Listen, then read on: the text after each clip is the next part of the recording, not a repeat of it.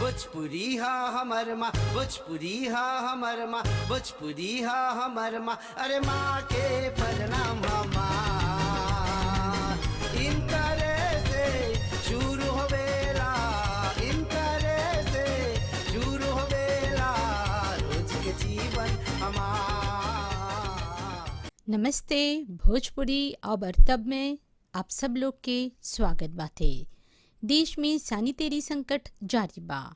ई कोविड-19 पूरी दुनिया में अफरा तफरी मचेली बाटे। हमने कन्फाइनमेंट में हैं जा, पर आंशिक रूप से गतिविधि भी होत बाटे। सकब्जा बोले कि अन्य देश के मुकाबले हमनी लोग के स्थिति बेहतर बा, पर ई स्थिति के बरकरार रखे खातिर आप सब लोग के मदद के जरूरत बाटे। आप लोग सावधानी बरता, सब निर्देश के पालन करा। आप सुरक्षित रहबा त आपके परिवार, समाज और पूरा देश ही सुरक्षित रही। हाँ, अपन टीका लगाए के नहीं भूलैया। ई वायरस के समक्ष टीका ही एगो कारगर हथियार बतावल गल बा। हमनी तलक आप लोग के वीडियो भेजे खातिर बहुत धन्यवाद। कोनो भी संदेश देवे खोजत हुआ, भोजपुरी भाषा, परंपरा या संस्कृति अथवा कोविड-19 के लेके ही त हमनी संगे जरूर संपर्क करिया। फोन नंबर है 57654361। व्हाट्सएप के जरिए हमनी के अपन रिकॉर्डिंग भेजे सकबा। नमस्ते सभी को। हम गोकुला से बोलत हैं, दुर्गा परिवार। हमनी के चाहेला भोजपुरी बतियाए के। भोजपुरी हमनी के वैसन भाषा है, हमनी के भोजपुरी नहीं चाहेला शर्माए के, हमनी के चाहेला भोजपुरी बतियाए के। हम छोटा से अपन माँ बाप संगे भोजपुरी सीखले हैं। हजा शादी के आल है, पति से, सास ससुर से भोजपुरी बतियाएला। भोजपुरी हमनी के वैसन भाषा है, चाहेला भोजपुरी बतियाए के। अब हम अपन बेटा पटो नाती लोग से भोजपुरी बतियाएला। हम अपन लड़का लोग के सिखाएला कैसे भोजपुरी बतियाए के, कैसे दादा दादी के गोड़ लगे के, नमस्ते बोले के। कोई भामी आए तो नमस्ते दादी, नमस्ते नानी, वो लोग के सिखाएला बोले के। सांझ के वक्त वो लोग के सिखाएला कैसे संध्या बोले, कैसे पूजा करे के। देखा ऐसे बा पितुआ तु सहायक स्वामी सखा, तुम ही एक नाथ हमारे हो, जिनके कछ और आधार नहीं, तिनके तुम ही रखवाले हो। सब भांति सदा सुखदायक हो, दुख दुर्गन नाशनहारे हो। प्रतिपाल करो सिगरे जग को, अतिशय करुणा उरधारे हो। भूली है हम ही तुमको, तुम तो हमारी सुधि नाहि बिसारे हो। उपकारन को कछुअंत नहीं, चिन्हि चिन्ह जो विषधारे हो। महाराज महा महिमा तुम्हारी, समझे बिरले विषधारे हो। शुभ शांति निकेतन प्रेम निधे, मन मंदिर के उजियारे हो। यही जीवन के तुम जीवन हो, इन प्राणन के तुम प्यारे हो। तुम सो प्रभु पाय प्रताप हरि, कह के अब और सहारे हो। पितु मात सहायक स्वामी सखा, तुम ही एक नाथ हमारे हो, तुम ही एक नाथ हमारे हो। अब एक पलना छोटा सा। अवध में बाजेला बधाई, श्री राम के जन्म भइल हो। अवध में बाजेला बधाई, श्री राम के जन्म भइल हो। अहो ललना अहो ललना गोदिया में खेले श्री राम, कौशल्या खेलावेल हो। अहो ललना गोदिया में खेले श्री राम, कौशल्या खेलावेल हो। राम के नयनवा में कजरा बैराही शोभेला हो। ओ रामा के नयनवा में कजरा बैराही शोभेला हो। अहो ललना पलना में खेले श्री राम, कौशल्या खेलावेला हो। अहो ललना पलना में खेले श्री राम, कौशल्या खेलावेला हो। अवध में बाजेला बधाई, श्री राम के जन्म भइल हो। अवध में बाजेला बधाई, श्री राम के जन्म भइल हो। अहो ललना गोदिया में खेले श्री राम, कौशल्या खेलावेल हो। कौशल्या खेलावेल हो। नमस्ते। हमने आज भी मॉरिशस में 2021 में भी हमने बहुत ही प्रेम भाव से, बहुत ही गहराई से हमने भोजपुरी भाषा के अंदर में जो संस्कृति बा, जो विधि विधान बा, हमने अपनैले जा। हमें सब जा बोले कि 2021 में भी हमने अपन ई भोजपुरी भाषा के गिरे नहीं दिलने जा और आज भी का प्रयोग कर जा इस्तेमाल करते जा। तो हमने के जहाँ जाने के, जब हमने के पूर्वज लोग आज से लगभग 180 साल पूर्व जब मॉरिशस में आ रहलन जा, तो उन लोग के पास दुख, जर्जरता, मुसीबत के छोड़ा के यदि कुछ रहल तो हयो लोग के धर्म संस्कृति और ई भोजपुरी भाषा जो रहल हयो लोग के साथ रहल। और उन लोग के पास जो उन लोग के बोलचाल के जो माध्यम रहल, जो लीदे पोताजे करे के जो माध्यम रहल, ई भोजपुरी भाषा ही रहल।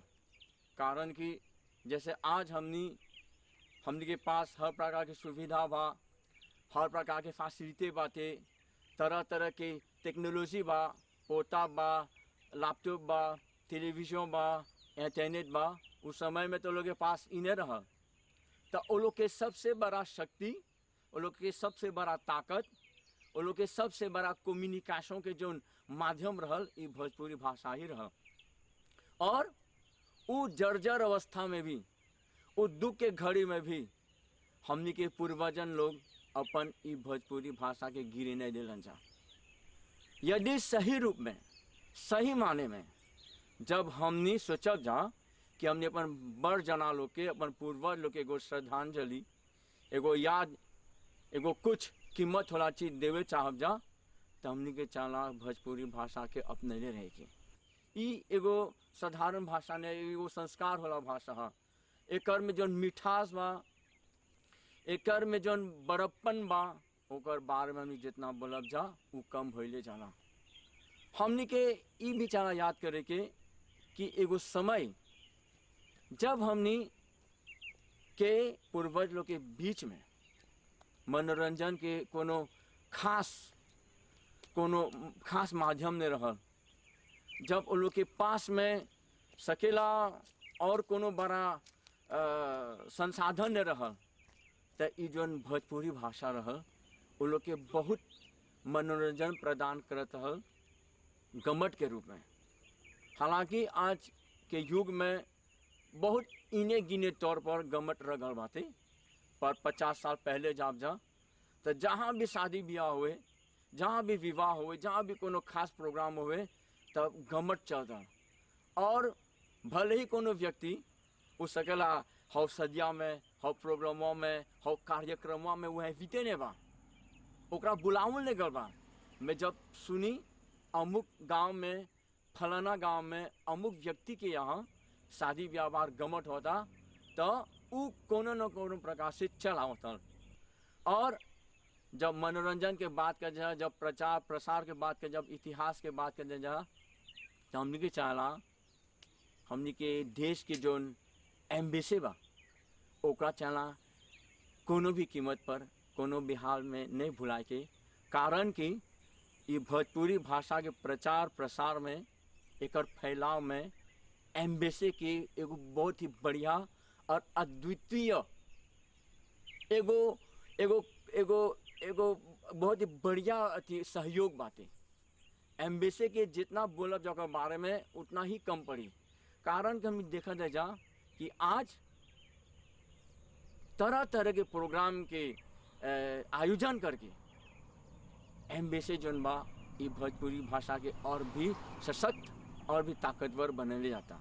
तो हम आप लोगों से यही बोलम कि जितना भी हो, जितना भी सकल जाए दिल के गहराई से ये भोजपुरी भाषा के अपनावे के और हमने के बड़कन लोग के याद करके ही एक अपन दिल दिमाग में अपन आत्मा के गहराई में बसावे के, एक प्रचार प्रसार में और भी हाथ बढ़ावे के कि भोजपुरी भाषा के मशाल जोन बा, भोजपुरी भाषा के जोन ज्योति बा, एकरा कभी भी बुझे नहीं देंगे। नमस्ते सबको के, हम बबीता कटबोन से खुशहाली के बारे में बात करवा जाओ तो एक एगो बात अच्छा रहेगा सुने के। लड़का लोग के चाहे पर माँ बाप की बात हमेशा सुने के, हमेशा आदर करे के, तब घर में हमेशा खुशहाली रही। जे लड़का लोग माँ बाप की बात सुनिया जा और माँ बाप लड़का के बात सुनिया जा तो हमेशा खुश रही। और जो पति पत्नी के बारे में बोलबा तो पति पत्नी के चाहे ना हमेशा एक दूसरे के अपनी पत्नी अपनी पार्टनर के ओर चाहे हमेशा आदर करे के उसने, और हमेशा चाहे निमन से बात करे के, अपन हमेशा अपन पार्टनर के चाहे समझे के। और जे घर में रहेगा गृह सभी को तो जे पर सास ससुर हो तो चाहे सास ससुर के बात भी सुने के, देखा वो सास को चीज बोल दे चाहे पति के या दामाद के जाए दे के हमेशा, तब चाहे खुशी रहबा, हमेशा तोरा घर में शांति रही। और मन में वो घर जो मन रहेगा और जो बुद्धि रहेगा हमेशा चाहे शांत रखेगी, तब तोरा हमेशा खुशी मिली, घर में मन में शांति मिली, घर में मन में शांति मिली और खुशी मिली।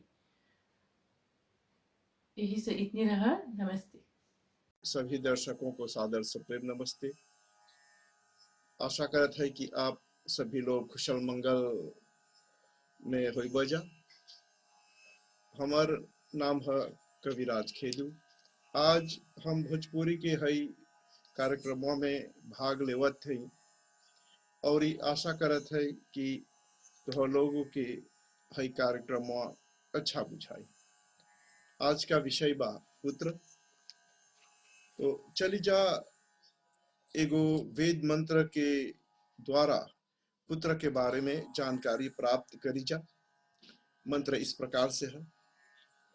ओम स्वायुधम स्ववस सुनीतम चतु समुद्रम धरुणम रैणाम चर्कृत्यम शस्यम भूरिवारमसमभ्यम चित्रम वृषणम रैंदा। हई मंत्रवा ऋग्वेद के 10वें मंडल के 47वें सूक्त के दूसर मंत्र है। इंद्र सूक्त बोलल गल बा यहाँ पर। और हई मंत्र के द्वारा परमपिता परमेश्वर से प्रार्थना करल गल बा कि सब कोई के एगो अच्छा पुत्र मिले। तो चली जा मंत्र के व्याख्या जन बा इस सब हमने देखी राजा, क्योंकि व्याख्या में वेद में क्या बोलेगा। तो हे परमात्मा, हे भगवान, आप अस्मभ्यम का अर्थ बाटे कि हमें ज्ञानी, विद्वान, बलवान और दानी पुत्र प्राप्त करैया। कैसन पुत्र? तो ज्ञानी जो ज्ञान प्राप्त करे रहा, जो खुशी रही पढ़े लिखे के, विद्वान बने के। और बलवान यहाँ पर चहला बल पर कि असन पुत्र की बलवान और दानी पुत्र प्राप्त करैया, कि हमार पुत्र जनबा जानी भी रही, बलवान भी रही और दानी भी रही। और ये आगे शब्द डालबा चित्रम, ऐसा जाने कि वह औरों को भी जान देने वाला हो। चित्रम का अर्थ यहाँ पर हो कि ऐसा जाने कि वो दूसर के भी जान देने वाला हो, और चिद्दर अद्भुत गुणों से युक्त, कि बहुत सुंदर गुण हो युग में, अद्भुत गुण जो सब कोई के हो गुणवा प्राप्त नहीं हो बा। वृषम, ऐसा बलवान कि वह जन समाज पर कल्याणकारी। वृषम शब्द आल्बा यहाँ पर कि सब समाज पर कल्याणकारी गुण का वर्षा करने वाला, कि ओकरा देख के लोग मोहित हो जाए, कैसा सुंदर गुण हो ओकर में। आगे शब्द बा वृष, मतलब कि वर्षा करना, और शब्द आल्बा रहीम, ऐसा पुत्र रूप धन, कि बोला सा ना लड़का लोग जो है माता पिता के धन है, तो पुत्र रूप धन दाह प्रदान कर परमात्मा, और निरंतर क्रियाशीलता से वो रयगतव धन का उपार्जन करके दान देने वाला हो। तो अवसन लड़का अवसन संतान जो सुकर्म करके धन कमाई, और धन कमा के जो दूसरों को भी दान दे। तो हमने के ऐसा पुत्र जो स्वायुधम उत्तम और अमोद अस्त्र शस्त्र धारी हो, अस्त्र के भी जानी शस्त्र के भी जानी, जो प्राप्त करी विद्या प्राप्त करी, और क्षत्रिय धर्म को भी धारण करी, जो शत्रुओं से अच्छे प्रकार युद्ध कर सकता हो, जो शत्रु जो है वो कर सकी युद्ध करे, ऐसा संतान चाहना दे के कि स्ववशम अपन और अपने राष्ट्र की रक्षा करने की सामर्थ्य हो, जेकर में अपने आप की रक्षा से करे और अपन राष्ट्र के। यहाँ देखिए जब मंत्र में यहाँ पर पुत्र की मांग करल कर बा कि खाली अपन देखे के नहीं, पारिस कहते बैठा रहे के नहीं, खाली पुस्तक के कीड़ा बन के एग्जामे करके पासे हो जाए के खाली पेट भरे के नहीं। हाँ चाहे ना अच्छा एग्जामे में अच्छा रिजल्ट अच्छा निकाल के अच्छा प्रमाण पत्र प्राप्त करके अच्छा नौकरी प्राप्त की, अच्छी बात बा, परंतु अब नौकरी प्राप्त करके केवल अपन देखे के नहीं, यहाँ पर राष्ट्र के बारे में भी सोचे के विचार करेंगे कि कैसन करनी से कौन चीज सकल जाए राष्ट्र खातिर करे।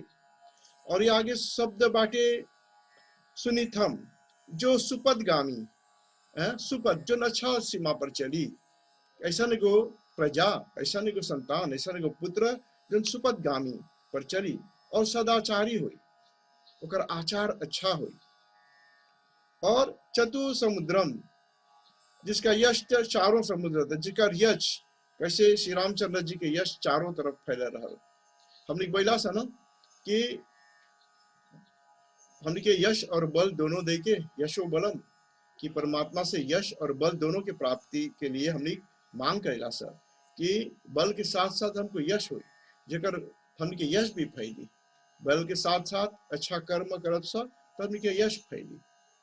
तो कैसन, तो चतु समुद्रम, कि चाहू और जहां जा के पुत्र के जो है यश फैली, ओकर बुराई कोई नहीं करी। तो और ये आगे में कुछ बाटी कि यहाँ पर धरुणम रईनाम, वह नाना प्रकार के धनों का धारण करने वाला हो, कि हमार पुत्र जनबा कि नाना प्रकार के अनेक प्रकार के धन को धारण करने वाला हो। और चकृत्यम, सत्यधिक कर्मशील अथवा चक्रतव स्थितव साधु, प्रभु के गुणगान करी, एगो ऐसा संतान जो पढ़ी लिखी विद्वान हो, काम करी, अच्छा पैसा कमाए और प्रभु के गुणगान, चरकृतव स्तुतव साधु, अर्थात कि प्रभु के गुणगान करी, स्तवन में रुचि रखने वाला, और संशयम, सर्व गुणों से युक्त होने के कारण प्रशंसनीय होई, प्रशंसनीय जीवन वाला, कि माँ बाप और संतान से दुख नहीं प्राप्त किया, कि हर घड़ी कि माँ बाप के दुख होला कि हमारे लड़का कैसे जी, हमारे लड़का कैसे बढ़ाए हो, तो प्रभु से ऐसा प्रार्थना करल के बाद मंत्रवा में कि अच्छा सुसंतान प्राप्त करी, जेकर प्रशंसनीय जीवन होई, और बुरी वारम, कष्टों को दूर करने वाला, कि जोन भी कष्ट होकर समक्ष आए, ऐसा कष्ट को दूर करने वाला होई, ऐसा संतान होने चाहिए। ऋग्वेद के दशम मंडल के 47वें सूक्त के इंद्र सूक्त के मंत्र बाटे कि यहाँ पर ये पुत्र, तब पुत्र कुछ बोल जाला, पुत्र ओके बोल जाला जो माँ बाप के पुह नामक नरक में से निकाल दे।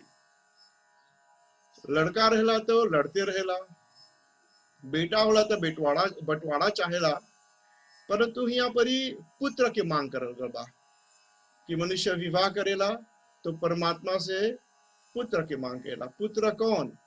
यहाँ पर ही लड़का चाहे लड़की कोई भी हो, जो भी हो, लड़का चाहे लड़की, वो पुत्र कहलावेला। कब? जब अपन माँ बाप के नरक में नहीं छोड़ के चल जाला। यहाँ पर देखा जाता कि बहुत से माँ बाप बड़ा शादी करेला अपन लड़का खातिर लोन लेके, और कबो कबो कहीं कहीं पर देखल जाला कि हो संतान जन बा पुत्र नहीं साबित होला, कि छोड़ के अपन पत्नी के लेके कहीं अन्यत्र चल जा रहे, और माँ बाप उतना बड़ा शादी करके लोन भरते रह गल। का खात वंश, का पियत वंश, कैसे जीवन यापन करत वंश, कोई नहीं बा देखे होला। तो ऐसा लड़का के पुत्र नहीं कहल जाला। पुत्र ऐसा लड़का के कहल जाला जो सब सुख सुविधा अपन माँ के दे के, जितना कर्जा रही साथ में मिलकर चुका दे के, तो ओकरा पुत्र कहल जाला। वो बेटा हो चाहे बेटी हो। तो और खाली शादी में नहीं, कोई व्यापार करेला भी तो अपन माँ बाप के नहीं छोड़ देवेला, तो ऐसा लड़का के पुत्र नहीं बोल जाला। पुत्र तो धन है, जो पुत्र होला धन है। तो कैसे शुरू में भी बोली ना, बेटा बेटवाड़ा चाहेला, लड़का लड़ते रहेला, परंतु पुत्र जन बाटे वो माता पिता के नरक में से निकालेला, माता पिता के दुख नहीं देवेला, ओपन यशोगान बनैले रखेला, भगवान के पूजा पाठ करेला, अच्छा से पढ़ेला, अच्छा काम करेला, काम के साथ साथ ओकर में घमंड नहीं रहेला, और परमात्मा के जानेला। तो हर वेद मंत्र के द्वारा ऐसे परमात्मा से ऐसा पुत्र के मांगल गल बा, ऐसा लड़का मांगल गल बा कि जोन माँ बाप के दुख नहीं दे, या तो दुख में छोड़ के नहीं चल जाए, वृद्ध अवस्था तक वो लोग के देखी। कैसे कि श्रवण कुमार, तो श्रवण कुमार बने के तो नहीं बोला था, उतना बने के तनी काड़ा बाटे, परंतु कम से कम उठ के नमस्ते बोले के, कैसे हो माता जी, कैसे हो पिताजी, ऐसे पूछे के, तब पुत्र लोग के चाहेला। बहुत छोटा से चाहला माँ बाप के अपन लड़का के ओकर कर्तव्य सिखा दे के, क्योंकि हवे लड़का बड़ा होके बोलेला ना, ये तोहर देववा रहल, तोहर काम रहल कि हमरा पाल पोस के बड़ा करे के, सब सुविधा दे के, सब कुछ तोहर कर्तव्य है। एगो पुत्र बोले, एगो संतान बोलेला अपन माँ बाप से, कब बोलेला?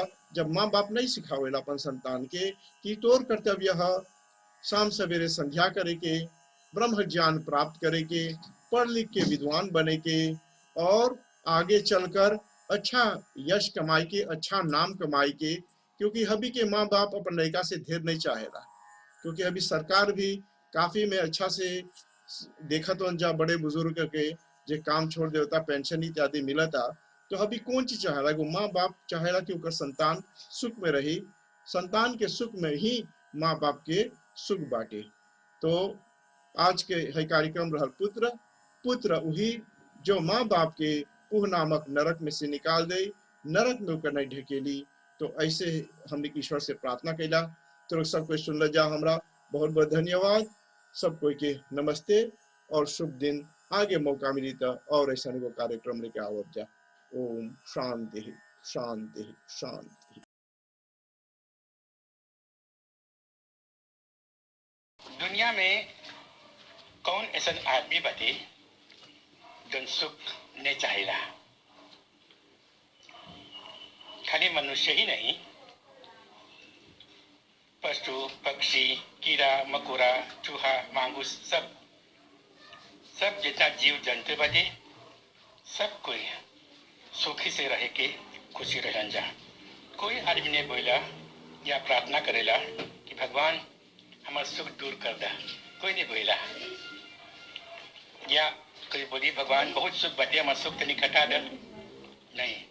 जब सुख रहता बोले सब भगवान से भगवान और थोड़ा सुख मिला जान के ना अनि प्रार्थना करिए सर सर्वे भवन्तु सुखिनः सर्वे सन्तु निरामया ने भगवान सब कोई के सुखी कर दे भगवान। देखो सुखी होए के बहुत से विद्वान ऋषि मुनि लोग बहुत से पुस्तक ग्रंथ आदि लिखे हुए जा इस सब आदमी के सुखी होए के उपाय बताओ बाटे। हमने के जीवन में एगो डायरी जैसा बाटे मान लो उनके जीवन ही कोई डायरी है और इस डायरी में केवल 3 को पन्ना बाटे। पहला और अंतिम पन्ना ये भगवान बनावेला और बीच वाला एगो पन्ना ये हमने और आप लोग के बनावे के है। जैसन हमने कर्म करब जा ध्यान रह कर्म हाथ पांव से होवेला हमने के बोली से होवेला और उनके विचार से होवेला। ये सब कर्म में गिनल जाला और इनकर फल भी मिलेला। जहाँ पर ही हमने के कर्म इकट्ठा होला उस जगह के बोला गया बजे कर्माशय। हमने के कर्माशय हमने बनावेला है जा और जो अंतिम पृष्ठ है वो भगवान एक प्रकार से उपसंहार हमें सब कर्म के रजिता के रूप में वो देवेलन। बहुत पढ़ लिख करके आदमी सुखी हो जाला। आजकल बहुत से लोग अपन लड़का लोग के पढ़ा लिखा करके बड़ा बड़ा डिग्री मिलावट बन जा ताकि लड़का के अच्छा काम मिली और सुख से उसका जीवन चली। फिर भी देखी ना सर उतना सुख नहीं आवेला नहीं मिलेला। एक बहुत से कारण है। बहुत से लोग माने लन जा कि धन दौलत मिल जाते सुखी हो जब से बहुत पैसा चलाई लुट निकल जाए तो सुखी हो जब से वास्तव में ये बात नहीं है। हम लोग के जीवन में कभी कभी हम लोग अपन मर्यादा से हट कर जीला सर। एक बात यह है अगर आप अपन मर्यादा से हट करके जीवा तो आपके जीवन में सुख के बदले दुख अभी करी। देखे वो आदमी गाड़ी चलावता अगर गाड़ी चलावे के जो डिसिप्लिन बाटे मर्यादा बाटे वो मर्यादा से हट कर चलाई। जैसे जहाँ पर ये 60 किलोमीटर चाहे चले के तो 80 चलावता 100 किलोमीटर चलावता तो हो सकेला दुर्घटना कर दे या पुलिस ओके पकड़ लिया। तो इस तरह सरकार भी आपके सुखी होने के लिए बहुत से संविधान बनाए बाटे ताकि आप दुर्घटना भी नहीं करबा और बचते बचाते अपन गाड़ी चलेबा। हमें सब कोई की 3 अवस्था बदी। पहला अवस्था बाल्यावस्था, फिर युवावस्था, फिर वृद्धावस्था। तीनों अवस्था मिल करके हमके जीवन बनावेला। हमके जीवन में जन्म बटे, जन्म के बाद पढ़ाई लिखाई, काम, शादी ब्याह, फिर संतान होएला, माँ बाप बनिया सा, फिर नाना नानी दादा दादी बनिया सा, फिर बूढ़ा हो जिला सा और बूढ़ा के होने के बाद कभी बीमार हो जा सा और मृत्यु हो जला। ये हमने के जीवन के एगो दृष्टांत है एगो एगो रूप है, एगो चित्र है कि इस सब कदम पर चल करके हम लोग के जीवन बनेला। आप लोग सुनने वजह पंडित पंडिता लोग बोले वजह 3 प्रकार के दुख, आदि दैविक, आदि भौतिक, आदि आध्यात्मिक। 3 प्रकार के दुख से बचे खातिर हम लोग प्रार्थना करें सर। लेकिन आदि दैविक में सुख भी बाटे, आदि भौतिक में सुख भी बाटे, आध्यात्मिक में भी सुख बाटे, खाली दुख ही नहीं बाटे। और सुख से वंचित हमने काहे हुआ सर, एगो कारण बाटे जेके बोले सा क्रोध। क्रोध एगो ऐसा जहर है कि आदमी के उम्र घटावेला, आदमी के उम्र कम करेला। अगर आदमी क्रोध करी तो क्रोध से ओकर बीपी बढ़ चला, बीपी बढ़ जाता हो सकेला अटैक हो जाए, तो हानि में हानि होई कर नुकसान होवेला। देखो हम लोग सीता माँ के पूजा कर सर, सीता जयंती मनाइला सर। जानते सीता माता कितना दुख सहले रहना अपन जीवन में। जब शादी होके आल तमकरा मंथरा और कैकेयी मिलल। मंथरा और कैकेयी से बच करके वन में गल। वन में गैलन तो वहां पर शूर्पणखा के बाद रावण आके अपहरण कर लग करा। रावण के हरण से बच करके जब अलन तब उनका अग्नि परीक्षा से गुजरे के पड़ल। फिर जब अयोध्या अलन तो धोबी के बाद से उनका फिर से वन में जाके पड़ल। तब हुआ पर जाकर के लव कुश के जन्म दिलन। कहने के तात्पर्य ये है श्रोतागण कि क्या राजा है क्या रंग खबर, सबके जीवन में दुख सुख आते रहेला जैसे कि रात और दिन आवेला। महाकवि मैथिली शरण गुप्त लिखले हवन, संसार में किसका समय रहता है एक सा सदा, निशी दिवासी घूमती रहती विपदा संपदा। जैसे कि बचपन दुनिया में केकर दिन समय एक सा रहेला, हमेशा दिन और रात जैसे सुख दुख आते रहेला। फिर भी अगर आदमी क्रोध करे से बची तो हो सकेला दुख जाए नहीं, लेकिन दुख कम सकी होवे। श्रोतागण, अगर हम लोग अपन जीवन के एगो मर्यादा में रखब सा,